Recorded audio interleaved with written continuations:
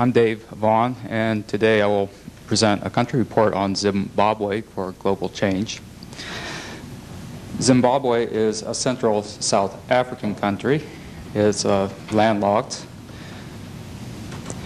and the environment is a tropical climate. It's moderated by altitude. It has rainy seasons in November through March, and the terrain is essentially high plateaus with a higher central plateau and mountains on the east. The land boundaries include Mozambique, going clockwise, to South Africa, Botswana, and Zambia. This is a quadrupoint between these countries, and it's been a conflict area along these borders for some time. The comparative size of Zimbabwe, it's 390,000 square kilometers. It's slightly larger than the state of Montana, and it's comparable to the size of the Dakotas also. Great Zimbabwe is artifact in Zimbabwe's history, and Zimbabwe means houses of stone, and there was an Iron Age civilization from 1200 to 1450 AD, and it was an Iron Age civilization. And if anyone's interested in a homepage for that, I can give that to them later. The natural resources, chrome ore is number 3 in its overall dollars it brings in for resources, but possibly chrome could be the #1 world's deposit in the future. It has very good potential, but it does create problems with deforestation. A lot of exploration is going on with chrome right now, and it's causing a lot of problems. Gold also is a very lucrative business in Zimbabwe. It's number 2 to tobacco, bringing in foreign dollars, but it also has problems with the panners clogging up rivers and creating a lot of problems with stripping down land to get to the gold. Also, it causes problems with mercury toxicity with some of the processing. The economy is pretty small. It's only got billion-dollar figures. Budget is under 2. Expenditures are a little over 2, and the exports and the imports are around 2 each. It does have a comparatively large external debt to those figures, but it's not very big yet. Carbon dioxide abatement has been an ongoing concern with Zimbabwe. It tries to be progressive with its operations, and it seems to be fairly successful. This chart here is a forecast of cost to abatement in the future to I think 2010. Zimbabwe is in here. Oops, it's not working right. I'm not used to this. Okay, here we go. This would be Zimbabwe down here. You have the Netherlands, Denmark, Thailand, and Brazil, which does not do so well over here.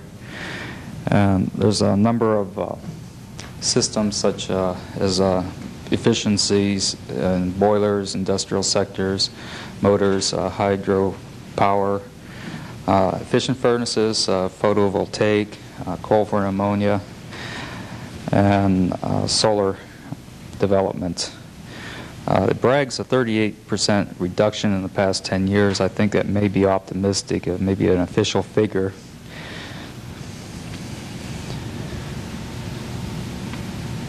There we go. Or do we go? You have to get Oh, okay.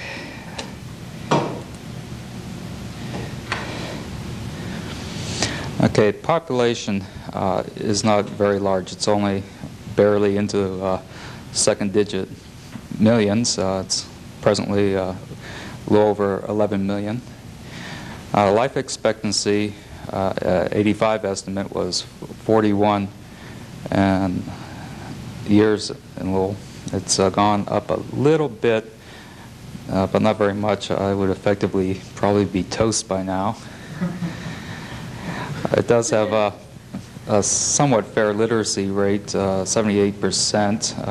That's reading and writing by age 15. Population structure is fairly young. Almost half of it is, well, very close to half of it is under age 15. Infant mortality is somewhat high. Total fertility is high. Population doubling, this is a 89 figure of 23 years at 2.9% per year, but that's gone up to 3.1 in the 95 figure and a population doubling of 20 years. But that is a small drop, I guess, from a 94 figure of 1.78%. Some health problems that Zimbabwe has, if you're thinking of visiting there, is tuberculosis, pneumonia, avitomyosis, gastroenteritis, colitis, malaria, parasites. Health stats have not been very good. In 1985, only $10 per person was budgeted for health programs. AIDS is a very big problem in Zimbabwe. The healthcare system is ready to collapse because of it. It has a staggering spread in statistics. There's 1 million people of the 11 million that are infected with AIDS. That's nearly 10% of the population. 100,000 are forecast to die within the next 18 months. That's about 1% of the population. Nearly a third of the hospital beds are occupied by people dying of AIDS. Oops, a little bit more about AIDS. It's been spread with the aid of the transportation web that's in Zimbabwe. This has been a problem in Africa. Transportation systems develop and the nodes at the intersections of highways become developed, and this allows people to be transitory. And also brothels tend to pop up at these nodes, and there's a lot of ignorance on the among people about AIDS in Africa, and safe sex is not a high priority for most people. AIDS is causing problems with tax erosion in the economy. The stats, Zimbabwe has about 1/4% of the world's population, with about 10% of its population affected, so that's close to 400 times the world rate.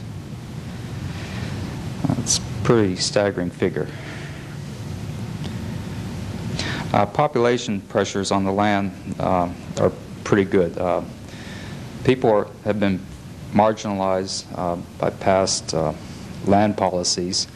Tribal trust lands, which include the least fertile lands in Zimbabwe, have a large number of population.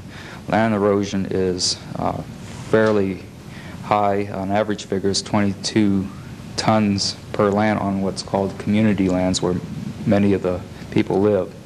Erosion factors are attributed to physical, climatic, behavioral, and 80% of the populations live on these communal lands, which is only about 1/4 or 1% of the total land areas in Zimbabwe. And it's forecast these lands will lose their sustainability in about 100 years.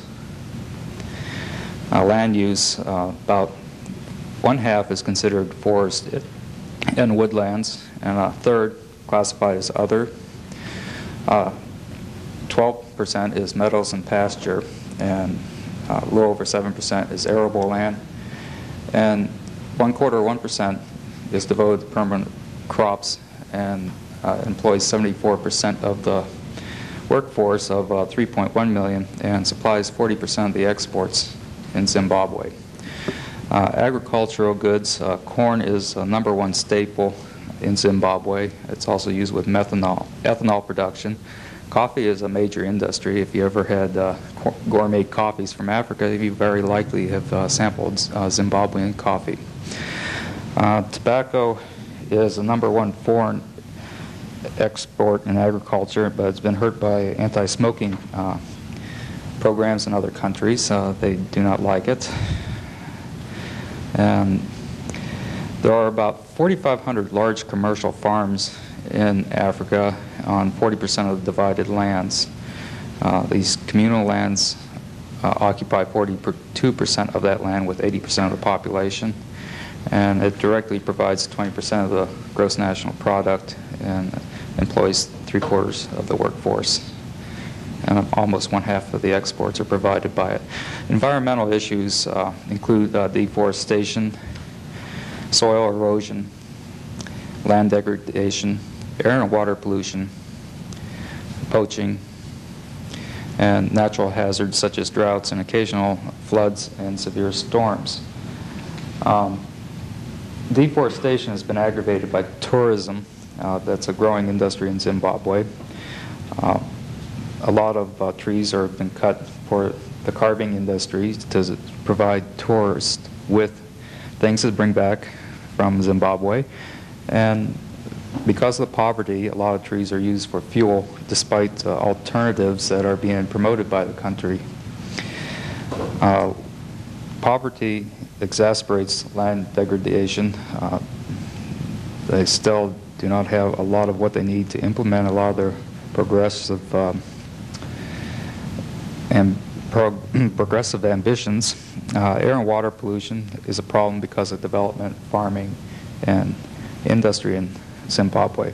Poaching is a big problem in the parks. And currently, diamond mining, chrome exploration, and gold panning are creating more problems with the environment. Soil erosion is mostly is a problem on the agricultural lands. It's attributed to the high human and animal populations.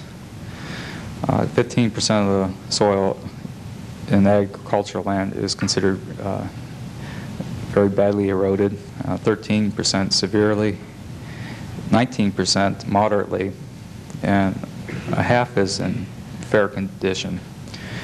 But most of the soil that's in bad condition is in these communal areas where a large amount of people live. And again, there's been very severe maldistribution of the population with past land policies.